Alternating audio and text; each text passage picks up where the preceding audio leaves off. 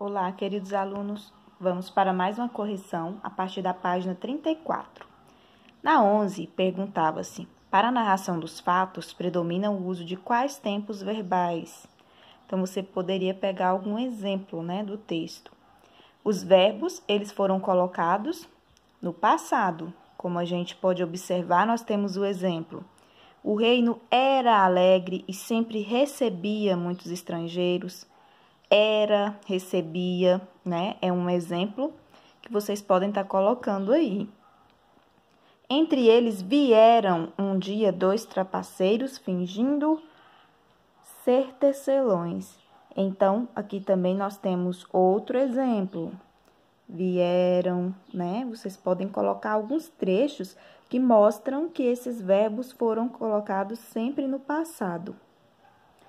A 12.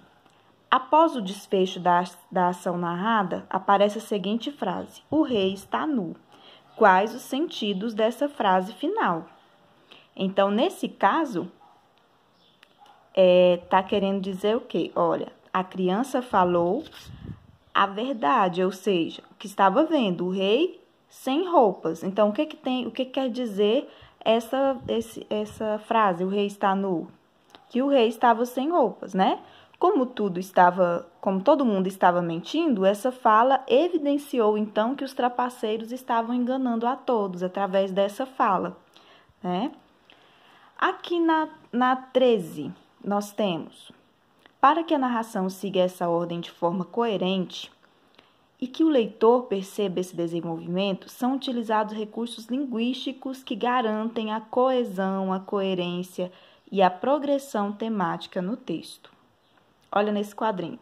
É necessário um encadeamento de ideias para se estabelecer a progressão textual, a ajudar a construir a coesão e a coerência.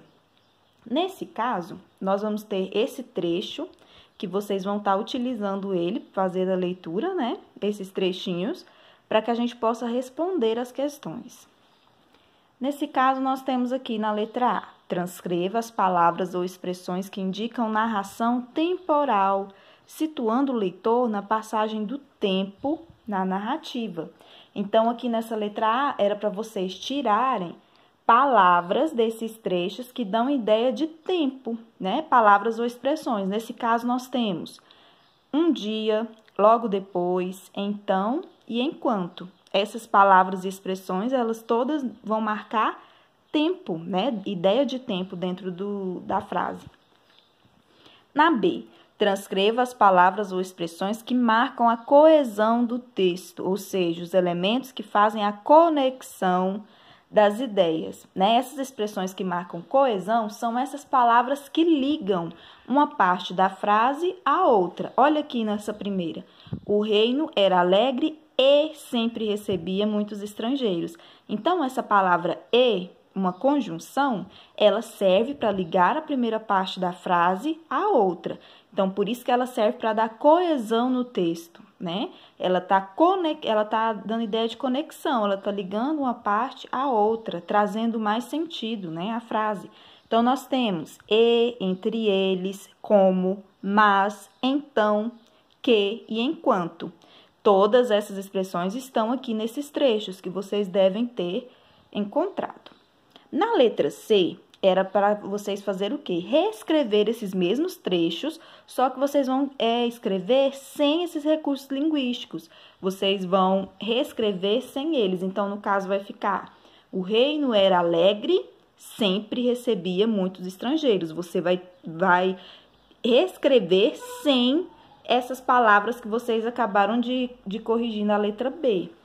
Então, deixa eu colocar aqui para vocês todos esses trechinhos. Olha, o reino era sempre alegre, recebia muitos estrangeiros. Você não vai reescrever esse entre eles, tá vendo? Você pula. Vieram 2 trapaceiros fingindo ser tecelões. Vou colocar mais de perto para que vocês possam estar fazendo a correção, certo? Vamos aqui para a próxima letra, letra D. Em sua opinião, o texto continuou de fácil entendimento ou alguns trechos ficaram confusos? Justifique sua resposta com um exemplo. Então, aqui, a gente percebe que quando nós reescrevemos aqueles trechos sem aquelas palavras que davam coesão ao texto, sem aqueles elementos, né? A gente percebeu que o texto ele não ficou tão claro, né? Então, olha só, esses elementos, essas partes, elas dão mais conexão no texto. Então, sem elas, não dá pra gente entender, né? Então, olha só, sem esses elementos, algumas partes do texto se tornam confusas ou ambíguas, né? Dá para entender de duas formas, então elas fazem falta sim, né? Para a gente entender melhor. Aqui nessa 14, a gente precisa ler esse trecho, reler esse trechinho, né? Que foi colocado.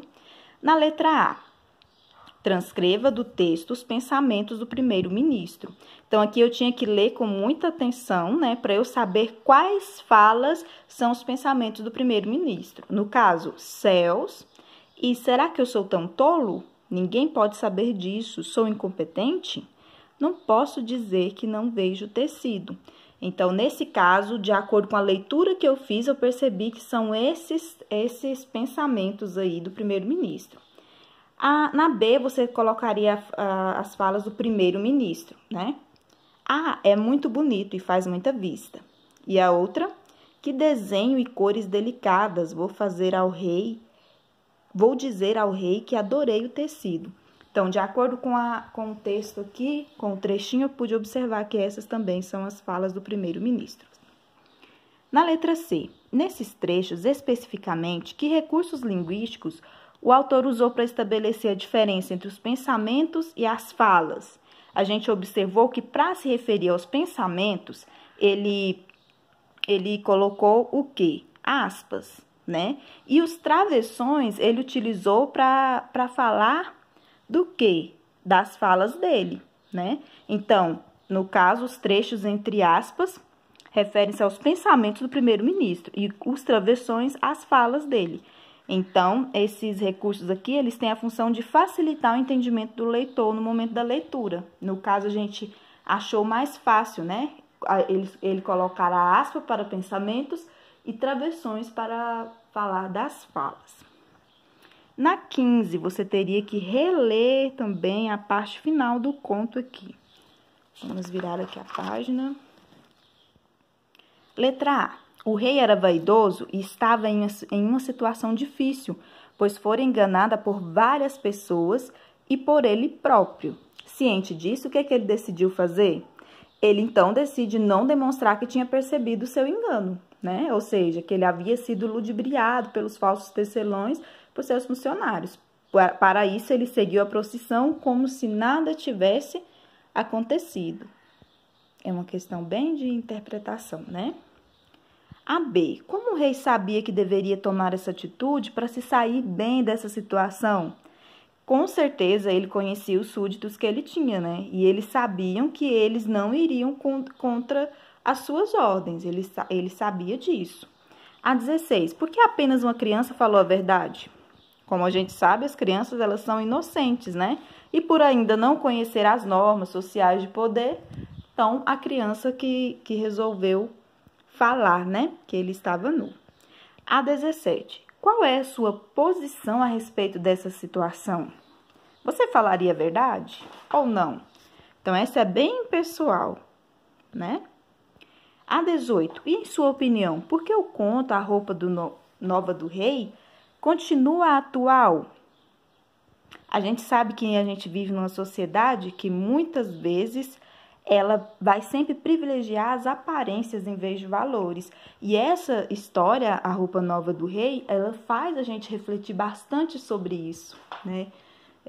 Sobre essa questão de valorizar mais a aparência do que os valores. Infelizmente, a gente vive numa sociedade que ela privilegia, sim. Aqui embaixo, nós tínhamos a questão sobre paráfrase. Vamos aqui. A palavra paráfrase, originária do grego, pode ser definida como a reafirmação de um texto pré-existente. Nesse tipo de texto, há uma repetição do conteúdo, ou seja, a ideia inicial é preservada em resumo. Parafrasear um texto significa recriá-lo com outras palavras, mantendo a sua essência. Então, esse é aqui veio no livro o conceito do que é paráfrase, certo? Nós temos também aqui o conceito de intertextualidade, que você deve ter lido aí a definição também. Olha a pergunta: a paráfrase pode ser considerada um tipo de intertextualidade?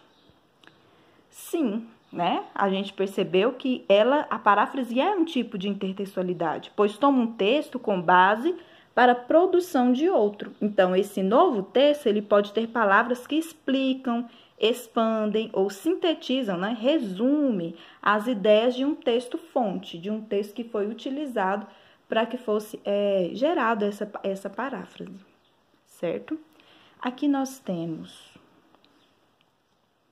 este conto, ele tá, como vocês devem ter lido, né? Ele mudou o gênero textual aqui, a mesma história, né, da Roupa Nova, só que aqui ele veio um pouquinho diferente, porque ele veio em forma de poema, né? Teve algumas mudanças, pequenas mudanças que a gente vai observar de acordo com as questões que foram pedidas sobre ele. Olha só, literatura de cordel é um tipo de poema popular, impresso em folhetos de maneira artesanal, e geralmente exposto para venda pendurada em barbantes ou cordéis. Daí surgiu o seu nome. Então, a gente observa que a literatura de cordel é um tipo de poema popular. Nesse caso, que a gente acabou de ler, se trata de um poema, né, de cordel. Na 20, que diferença de sentido é indicada no segundo título ao compará-lo com o texto fonte? A gente percebeu que nesse segundo texto, o título, ele indica que se trata de uma reescrita do conto de Andersen, né? Que é aquele primeiro que a gente leu, em um outro gênero textual, porque naquele primeiro a gente observou que se tratava do quê? No caso, se tratava de um conto. Aqui, ele trouxe essa mesma história, só que em forma de poema, né? Então, além disso, o personagem central muda de posto também. Não é um rei, como na versão anterior, mas um imperador. Aqui também a gente observou pequenas diferenças na forma como foi contada, como se fosse diferente o nome dos personagens, né? Como se a forma de relacionar esse personagem, identificar com um nome diferente. Por exemplo, na primeira versão é tratado como rei, mas nessa já foi falado como um imperador. Na 21, quais são os personagens que aparecem nessa versão do conto? Quais as diferenças e semelhanças entre eles? A gente observou que os personagens são o imperador, os dois vigaristas, o povo e uma pequena criança. Nesse segundo texto, a personalidade cômica do imperador fica mais ressaltada do que a do rei, né? O povo, na segunda versão, não se engana pela farsa dos fios invisíveis, graças à denúncia feita pela criança. Então, aqui houve uma pequena diferença da forma que foi contada no conto, como no cordel. 22. Essa história foi contada por Círlia Lima, nascida em Mossoró, Rio Grande do Norte. Como é a sua linguagem? A gente observou que essa linguagem, por se tratar de um poema, ela vem com mais ritmo e sonoridade, né? E a versão em cordel também, ela é muito mais engraçada, né? E ela é feita com um registro mais informal, né? Da forma da linguagem mesmo, uma forma mais informal, um registro informal. A 23. Por que a informação da cidade da autora é relevante para o texto? Foi colocado aqui, né? Então, porque algumas palavras são de origem regional e, portanto, algumas regiões do país podem não utilizar tais palavras com frequência. Então, por isso que é importante ter colocado a informação da cidade da autora, né? Para a gente entender isso daí. Olha só, na 24 você teria que associar as palavras a seguir a seus significados contextualizados. Aí nós temos iludido é o mesmo que enganado. Vilões é o mesmo que vigarista. Estimação, que tem grande apreço ou carinho.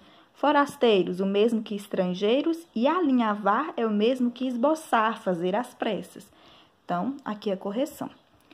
25. Quais as semelhanças entre essa história e o texto-fonte, A Roupa Nova do Rei? A história é sobre um rei vaidoso que gostava muito de comprar roupas novas. Então, nisso, né, a gente pode observar que tanto no conto como no poema de cordel, ele foi colocado esse tema, né, dessa história. 26. A autora desse conto se baseou no texto-fonte, mas escreveu sua versão com outra finalidade. Em que ponto, principalmente essa história, difere da primeira? A gente observou que na parte final, no finalzinho, ela é um pouco diferente da primeira. Porque no segundo conto, o rei ele mudou de comportamento, ele deixou de ser orgulhoso e egoísta, passando a ser um rei cordato, mais simples, né? Então, essa é a diferença da primeira versão, né, no conto, para essa aqui. 27. Com qual das duas histórias você se identificou mais e por quê? Então, é uma pergunta bem pessoal, né, que você deve ter respondido, certo? E a nossa correção acaba por aqui. Façam com atenção, vão colocando pause, né? Na medida que eu vou colocando aqui para vocês a correção, vai colocando pause para vocês fazerem a correção no seu livro. Até a próxima, pessoal!